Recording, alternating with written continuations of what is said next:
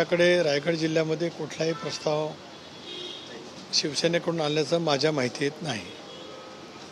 त्यामुळे ज्यांनी कोणी सांगितलं असेल तर त्यांना विचारलं तर त्यांच्याकडनं प्रश्नाचं उत्तर मिळेल. आज एक संध्याकाळला कार्यक्रम आहे की रायगड जिल्ह्यामध्ये दीर्घकाळ वेगवेगळ्या पक्षात पण सामाजिक कार्य करणारे श्री विजय खुळे यांचा 75 वर्ष पूर्ण होतात.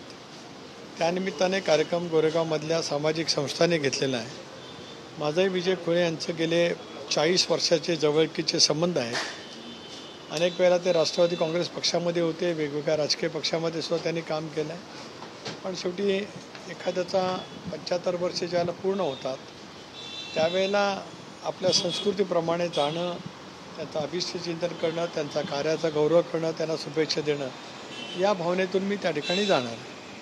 आगामी काळात जर असा प्रस्ताव आला तर राष्ट्रवादी काँग्रेसचा विचार करायचा, कारण स्थानिक पातळीवरची निर्णय आत्तापर्यंत आपल्या वाहिन्यांच्या मार्फत मी हेच ऐकत आलो की आम्ही राष्ट्रवादी काँग्रेस पक्षाकडे युती करणार नाहीत.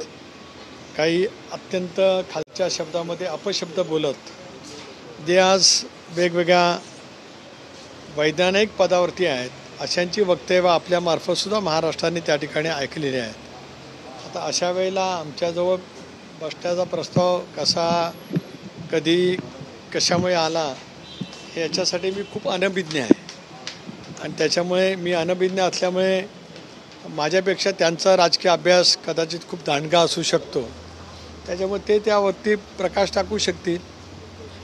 सर, आगामी स्थानिक स्वराज्य संस्थांच्या निवडणुकीच्या निमित्ताने मुंबई महानगरपालिकेच्या संदर्भात पक्षाची काय रणनीती आखण्यात आली आहे? कारण की संबंध राज्यभरामध्ये पक्षाची रणनीती आखण्यात आली. आज मी आणि माझे सर्व प्रमुख सहकारी शिवाजीराव गर्जे, संजय खोडके, अनंत परांजपे, संजय तटकरे, आम्ही सर्वजण बसून एक जिल्ह्याचं पार्लमेंटरी बोर्ड कशा पद्धतीने त्याची रचना करावी याची सक्तपणाची सूचना मी आज माझ्या या प्रमुख संघटनेच्या सहकार्याने दिले. येत्या 3-4 दिवसामध्ये संपर्क मंत्री किंवा पालकमंत्री हे जिल्ह्याच्या पार्लमेंटरी बोर्डाचे प्रमुख असतील, जिल्ह्याचे अध्यक्ष हे त्याचे सदस्य सचिव असतील, जिल्ह्यातील आमदार, माजी खासदार, कार्याध्यक्ष हे सुद्धा त्याच्यामध्ये असतील, महिला युवक यांचे प्रतिनिधी असतील, ओबीसी, अल्पसंख्याक, सामाजिक न्याय सेल याचे जिल्ह्याचे अध्यक्ष त्याच्यामध्ये निमंत्रित असतील. अशापैकी एक रचना करायचं आम्ही ठरवलं आहे. येत्या 3-4 दिवसामध्ये त्याच्या संदर्भातले आदेश स्पष्ट होतील. विशिष्ट कालावधीपर्यंत त्यांनी त्या बैठका घ्याव्यात आणि त्यानंतर मी स्वतःच दिवाळी संपल्याच्या नंतर संबंधित जिल्हावार मुंबईमध्ये या प्रत्येक जिल्हानिहाय आम्ही या पार्लमेंटरी बोर्डासहित आढावा घेण्याचं काम सतत 2 दिवस करणार आहे. सर, स्थानिक स्वराज्य संस्थांच्या निवडणुकीच्या निमित्तानं स्थानिक पातळीवरच्या जिल्हाध्यक्षांना निर्णय तुम्ही देताय का, ज्या पद्धतीने स्वतंत्र निवडणुका लढवण्याच्या संदर्भात? कारण की शिंदेच्या शिवसेनेकडनं देखील स्थानिक स्तरावरती त्यांनी निर्णय घेण्याचे आदेश जे आहेत ते त्यांच्या कार्यकर्ता जिल्हाध्यक्षांना. मी तसं दिल्याचं मी कुठे माझ्याकडे ऐकवत नाही. समन्वय समितीच्या बैठकीमध्ये ही चर्चा झाली की 3 पक्षाचे जे संपर्क मंत्री, पालकमंत्री असतील त्यांनी एकत्रितपणाने बसावा आणि त्याचा अहवाल समन्वय समिती पुढे द्यावा. त्यानंतरचा निर्णय मुख्यमंत्री देवेंद्रजी, उपमुख्यमंत्री अजितदादा, एकनाथरावजी एकत्रितपणाने बसून घेतील. मी आता ऑफकोर्स मी सांगितलं ना मग त्या दिवशीची पत्रकार परिषद शंभूराज देसाईंच्या बैठकीच्या नंतर मी जी केली ती हीच सांगितलं की प्रत्येक जिल्ह्यामध्ये पालकमंत्री आहेत, 3 पक्षाचं कोण ना कोणतरी आहे, राहिलेल्या 2 पक्षाचे संपर्क मंत्री आहेत, त्यांनी एकत्रितपणाने त्या जिल्ह्यातील प्रमुखांना घेऊन बसावं आणि या संदर्भातला युतीच्या बाबतीमध्ये जे काय मतं आहेत त्यांची ती जाणून घ्यावीत आणि समन्वय समितीच्या पुढे आणावीत. हा एक भाग. राष्ट्रवादी काँग्रेस पक्ष म्हणून मी आता आपल्याला सूचित केलं की पार्लमेंटरी बोर्ड जिल्हा स्तरावरती स्थापन होईल. ते 2-4 दिवसातच होईल. ते झाल्याच्यानंतर त्यांच्याही बैठका होतील, त्यांचाही अहवाल स्वतंत्रपणाने पक्षाकडे येईल. त्या दृष्टिकोनातून सुद्धा ज्यावेळेला समन्वय समितीमध्ये आम्ही बसू त्यावेळेला त्याची मांडणी करता येईल. त्यापूर्वी पक्षाच्या कोर ग्रुपची एक बैठक होईल राष्ट्रवादी काँग्रेस पक्षाच्या, त्याच्यामध्ये सुद्धा या संदर्भातली चर्चा होईल. सर, विरोधकांकडनं निवडणूक आयोगाची भेट घेतली जाते अधिकाऱ्यांची. सातत्यानं तर विरोधकांचं म्हणणं आहे की बॅलेटवरती या निवडणुका घ्या, आता निवडणुका घेण्याची घाई करू नका, अशा पद्धतीचं मत जे आहे हे सगळे विरोधक जे आहेत ते मांडताना पाहायला मिळतं. एक तर 7-8 वर्ष न निवडणुका झाल्यामुळे नागरिकांच्या मनामध्ये प्रचंड संताप आहे आणि लोकशाहीच्या दृष्टिकोनातून सुद्धा ते योग्य नाही. निवडणुका झाल्याच पाहिजेत. आता एक बाब अशी आहे की बॅलेट की आपण म्हणतो त्याप्रमाणे EVM मशीन. आता EVM मशीनच्या बाबतीमध्ये सुद्धा मुख्य निवडणूक आयोगाने केंद्रीय आयोगाने अनेक वेळेला विरोधकांना पत्र लिहिलेत किंवा त्याचं समोरासमोरसुद्धा प्रात्यक्षिक पाहिलं गेलेलं आहे. त्यावेळेला कोणाला त्या संदर्भातलं काही प्रूव्ह करता आलं नाही.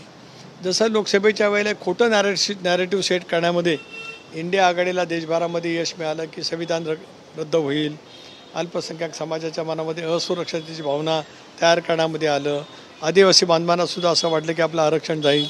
याच्यामुळे खोटं नॅरेटिव्ह देशभरामध्ये जे काय त्यांनी प्रभावित केलं त्याचा परिणाम लोकसभेच्या निवडणुकीला जरूर झाला. आताही अशाच पैचं नॅरेटिव्ह करण्याचा प्रयत्न सेट करण्याचा प्रयत्न हा विरोधकांच्याकडनं त्या पद्धतीने होतो आहे. त्यापेक्षा निवडणुकीच्या रिंगणात जाऊया. आणि एक असं आहे की काहींनी ज्यांनी प्रत्यक्षात कधी निवडणुका लढवल्या नाहीत आणि ज्यांना बूथ लेवलचं मतदान कसं होतं त्यांना माहिती नाही, त्यांना टीका टिप्पणी करणं सोपं आहे. एक भाग असा आहे की आम्ही सगळेजण निवडणुका लढलोत. निवडणुका लढायच्या आधी आम्ही पोलिंग एजंटही म्हणून काम केलं आहे, स्लिपासुद्धा वाटल्यात आणि काउंटिंग एजंट म्हणून काम केले. त्या मतदार याद्या त्याची छाननी त्याच्यासाठी नेमलेला BLO आज प्रत्येक राजकीय पक्षाचा BLO प्रत्येक मतदान केंद्रामध्ये अधिकृतरित्या निवडणूक आयोगाने नेमलेला आहे.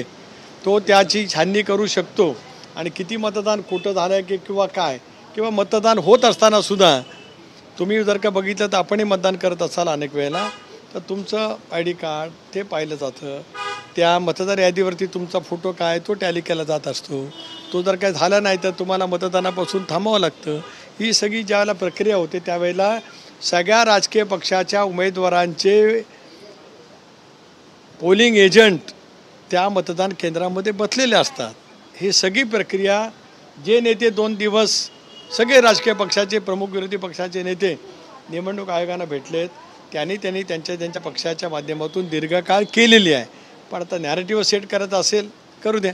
सर तुम्ही म्हणजे हे मागच्या 2 दिवसात केवळ नॅरेटिव्ह सेट करण्याचा प्रयत्न होता, कारण त्यांना पुरावे दिले 800 लोक एका घरामध्ये आहेत, मात्र प्रत्यक्षात तिथं दिसत नाहीये. एपिक नंबर वेगवेगळे आहेत. एक असा आहे की 2 बाब आहेत. पुरावे दिले असतील तर त्याची छाननी करावी आणि चुकीचे नोंदले गेले असतील तर कडक कारवाई करा. पण मला जे ज्ञान आहे गेल्या 40 वर्षाचं किंवा मी 77 साली पहिल्यांदा लोकसभेच्या निवडणुकीच्या वेळेला पोलिंग एजंट राहिलो होतो आंबेवाडी क्रमांक 1च्या याच्यावरती. त्याला यादी तुमच्याकडे 4 दिवस येते. इथेही तुम्हाला राजकीय पक्षाला पैसे भरून किंवा निवडणुका घोषित झाल्यावर प्रत्येक राजकीय पक्षाला मतदान केंद्र या यादी मिळत असते. तुम्ही अभ्यास करू शकता. मतदान होत असताना तुम्ही अटकाव करू शकता, पुरावा मागू शकता. हे सगळं काही लोकशाहीच्या प्रक्रियेमध्ये गेले वर्षानुवर्षे घडत आलं आहे. पण आता आम्ही त्याच्यामध्ये लक्षात देणार नसू किंवा आम्हाला माहिती आहे पण आम्ही तसाच आभास निर्माण करत असू तर त्यांना. शरद पवार दुसऱ्या दिवशी त्यांनी येण्याचं टाळलेलं होतं निवडणूक आयोगाच्या अधिकाऱ्यांना भेटायला. देवेंद्र फडणवीस म्हणतात की महाविकास आघाडीमध्ये सगळ्यात म्हणजे अभ्यासू नेते शरद पवारच आहेत. त्यांना कळालं की भेटून काही उपयोग होणार नाही, तथ्यहीन पद्धतीचे सत्य जे आहे ते समोर मांडतात ही लोक. त्यामुळे शरद पवारांनी बरोबर एक्झिट घेतली या सगळ्यामध्ये.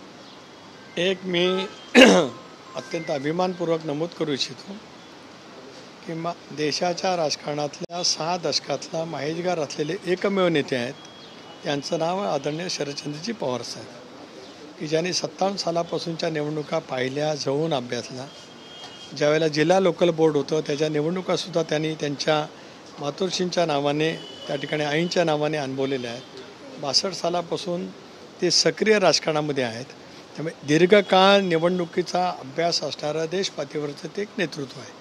त्याच्यामुळे त्यांचा या विषयातला अभ्यास दांडगा आहे. आता पहिल्या दिवशी साहेब का होते, काल काय नव्हते याबद्दल काय मी काय भाष्य करू इच्छित नाही. सर एक वेगवेगळा प्रश्न.